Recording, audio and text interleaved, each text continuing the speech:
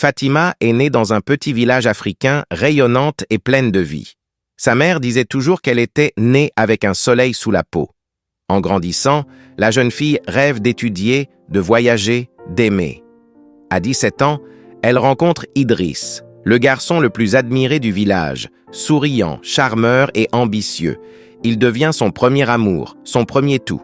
Mais lorsque Fatima tombe enceinte, tout s'effondre. Idriss nie sa responsabilité et disparaît du jour au lendemain. Le choc est immense. Ses parents, humiliés devant les traditions du village, la rejettent elle aussi. Fatima se retrouve seule, désemparée, à peine adulte, avec la vie d'un enfant à protéger. Rejetée, Fatima part en ville. Elle traîne son ventre rond de porte en porte. Elle fait tout type de petits boulots, vendeuse de beignets, femme de ménage, serveuse dans des cafés bondés. Chaque pièce gagnée sert à préparer l'arrivée de son bébé. Lorsque son fils Adam naît, elle promet en le serrant contre elle.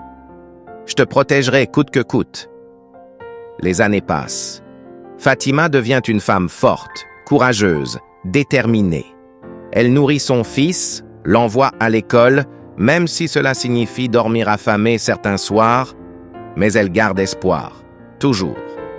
Un jour, alors qu'elle repose son fils dans une balançoire d'un petit parc public, Fatima remarque un homme assis sur un banc, bien habillé, calme, absorbé par un livre. C'est Clément, un riche investisseur français installé en Afrique pour ses projets humanitaires. Il observe discrètement Fatima jouer avec son fils. Quelque chose en elle l'attire.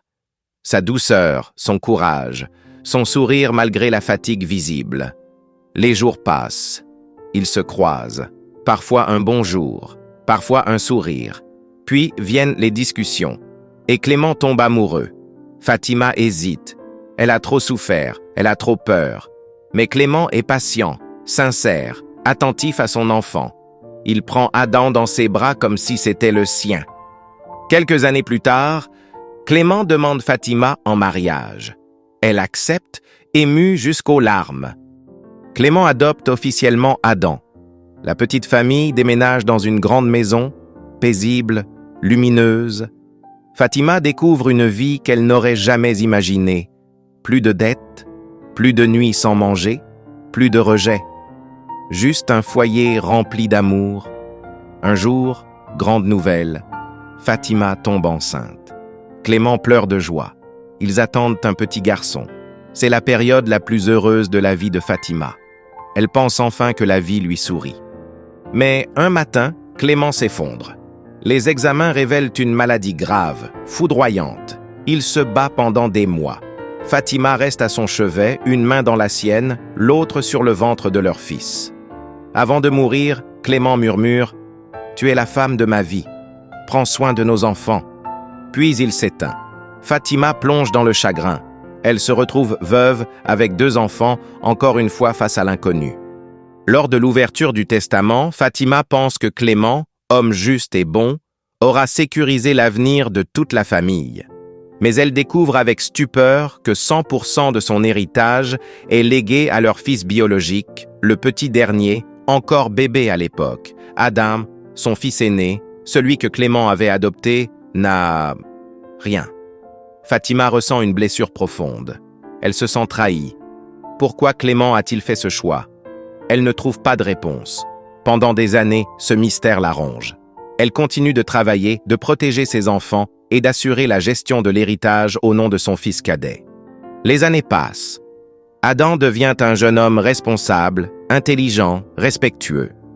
Le cadet grandit aussi dans la paix, sans jamais se vanter de la fortune inscrite à son nom.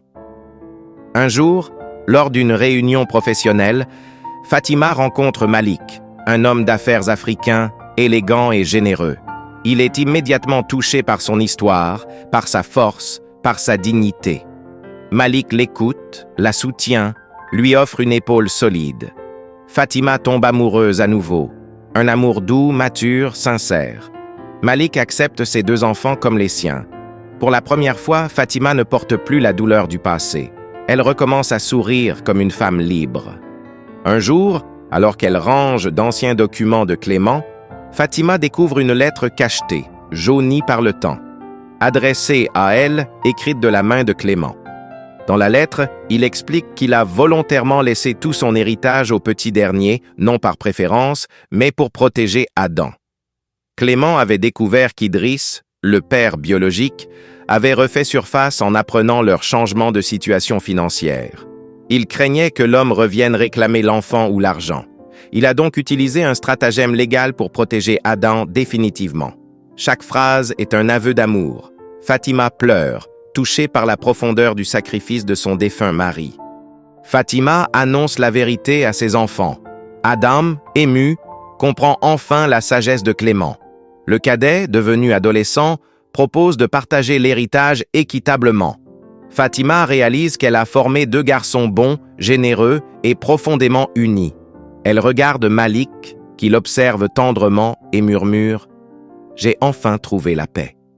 Et pour la première fois, Fatima comprend la leçon de sa vie. Cette histoire nous enseigne que la vie peut te briser, t'abandonner, te rejeter, mais tant que tu continues d'aimer, de croire, de te relever, le bonheur finit toujours par te retrouver. Le destin n'est jamais une ligne droite. Il est un chemin plein d'épreuves, mais aussi de miracles inattendus. Si tu as aimé cette histoire, n'hésite pas à liker et à t'abonner à notre chaîne. Nous voulons construire ensemble une communauté des personnes passionnées par des histoires inspirantes africaines ou européennes avec des leçons de vie intéressantes. Merci de nous soutenir en vous abonnant à notre chaîne.